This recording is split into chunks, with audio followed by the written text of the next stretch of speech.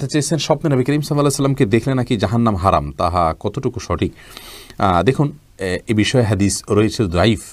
আর দ্বিতীয়ত হলো যে রাসূল আকরাম সাল্লাল্লাহু আলাইহি ওয়াসাল্লামকে আমরা স্বপ্নে দেখলে তিনি রাসূল আকরাম সাল্লাল্লাহু আলাইহি ওয়াসাল্লাম কিনা এটা নিশ্চিত হওয়া কঠিন। যদিও একটি হাদিস রয়েছে রাসূল আকরাম সাল্লাল্লাহু আলাইহি ওয়াসাল্লাম বলেছেন, কেউ আমাকে স্বপ্নে দেখলে সে অবশ্যই আমাকে স্বপ্নে দেখেছে, কারণ শয়তান আমার আকৃতিকে ধারণ করতে পারে না।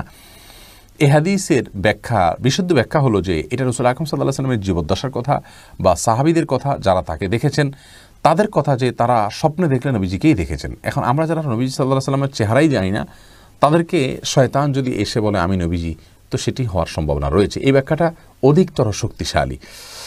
তবে হ্যাঁ, তাকে যদি স্বপ্নে কেউ দেখতে পারেন তো সেটা সন্দেহভাবে তার জন্য একটা ভালো আলামত, এবং রাসূল আকরাম সাল্লাল্লাহু আলাইহি ওয়াসাল্লামের ভালোবাসা তার অন্তরে রয়েছে, তার সুন্নতের প্রতি তার আগ্রহ রয়েছে।